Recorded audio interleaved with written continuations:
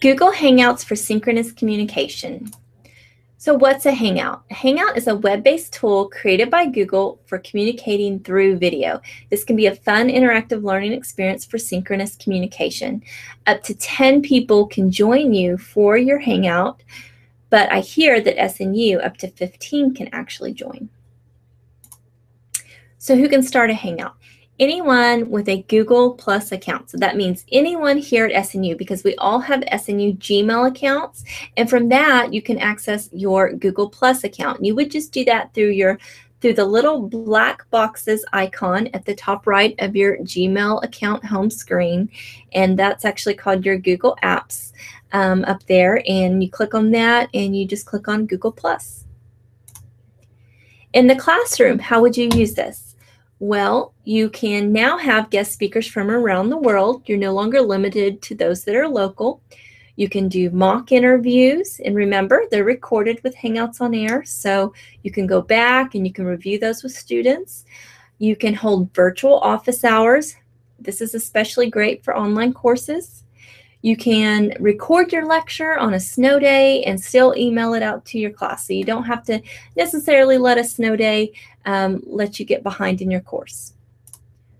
You can also have a Q&A session, let's say for extra credit. So you would just tell the students in your course, log into this Hangout at such and such time if you have questions about anything in the course, and you can get some extra credit. And it's a great way to promote synchronous communication. Also, there's a Hangouts app on the iPhone, and I believe most likely for other smartphones as well. So this makes it very accessible for your students. It's a great collaboration tool because your students can do a whole group presentation online and then just email it to you, and they never have to meet once in person.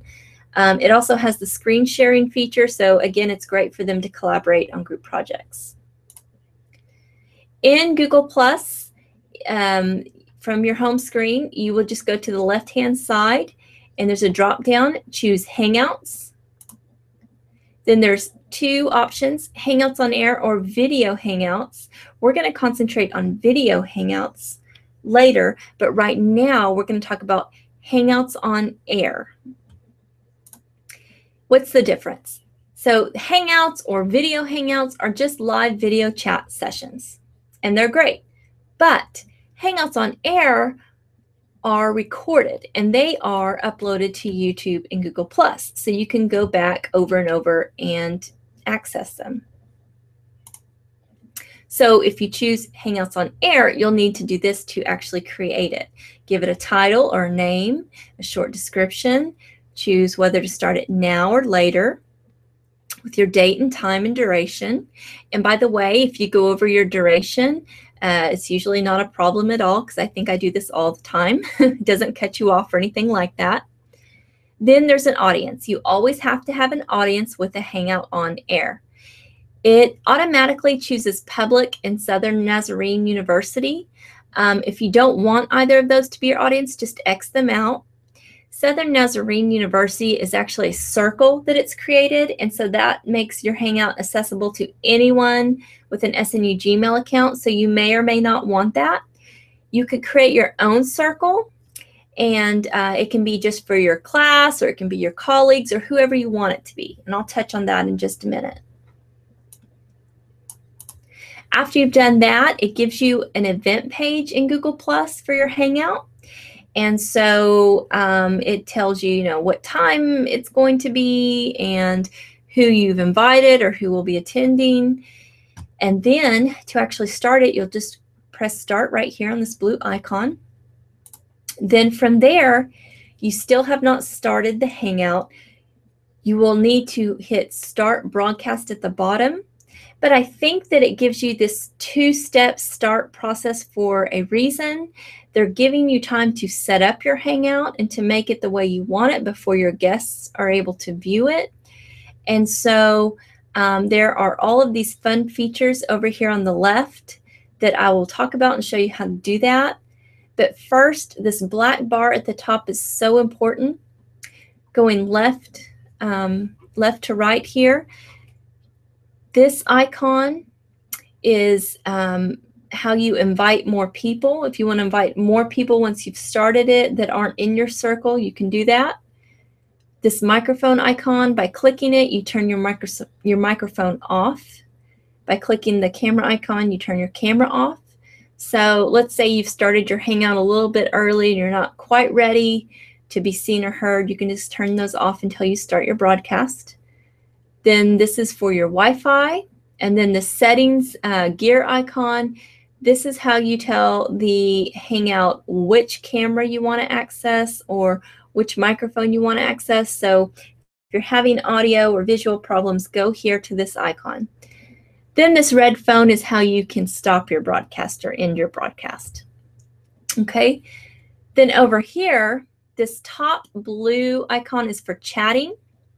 So, you know, even though everybody can talk to one another, sometimes when you're presenting, you don't want people doing that. So you can turn off their sound or their microphones, and you can just have people chat messages. Okay. Then there's this green icon, and this is for screen sharing. Then the yellow icon is for showcasing hyperlinks.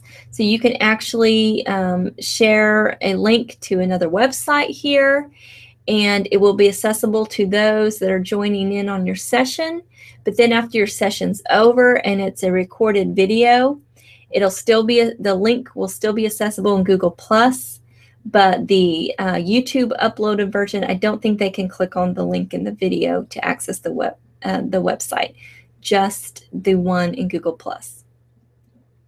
Then there's the Q&A icon, and what this does on the Hangout on Air, it gives more of a prompted chat time. So you click it when you are ready for questions, and you tell them to go ahead and present their questions to you, and then you can answer those just by speaking. You don't have to type back. And so sometimes that's nice when you're presenting because it's more prompted and it's not random chat messages coming at you all through your presentation. Then there's the cameraman icon, and this helps you hide or show participants in your session. Then there is the Hangout toolbox, and with this you can create custom overlays or banners. So you might want to, you know, put your credentials or the title of the presentation banner at the bottom. So that might be something you set up before you actually start the broadcast. Then below that is the control room, and you can control, you know, other people's volume and whether they're seen or not, things like that.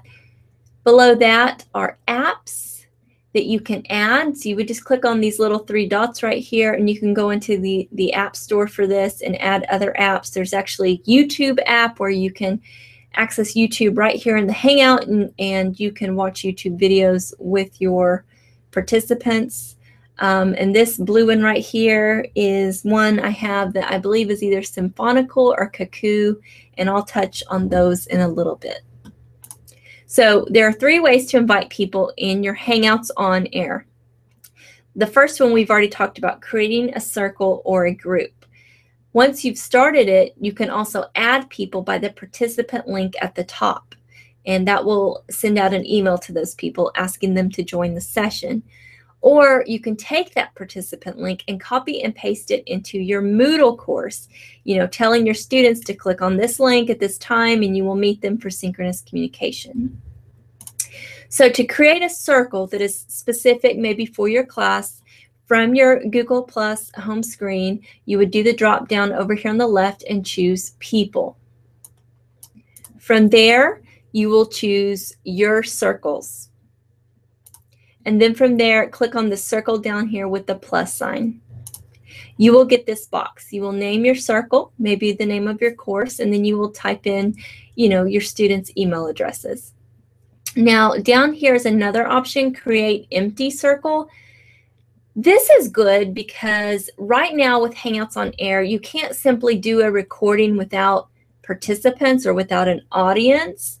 So let's say you wanted to do your recording, but you didn't want anybody to join you live, more like just doing a screencast. And then after that, you'll email it out to students. Well, if you want that, you would choose Create Empty Circle, and you can name it anything that will help you remember what it is. Like mine's called Just My Recordings or Screencasts. So you can name it something like that, and then Hangouts on Air will function more like a screencast tool for you. So if you've started your broadcast, you can click on this little people icon, and from there it will give you the participant link that I was speaking of, and you can right here type in email addresses and email it out to people, or you can copy and paste and put it into Moodle.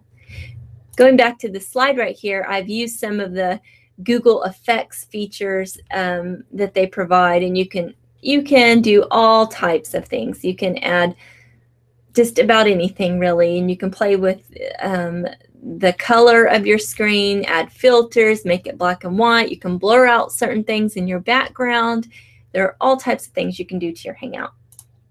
So touching on those fun features, screen share, YouTube sharing videos.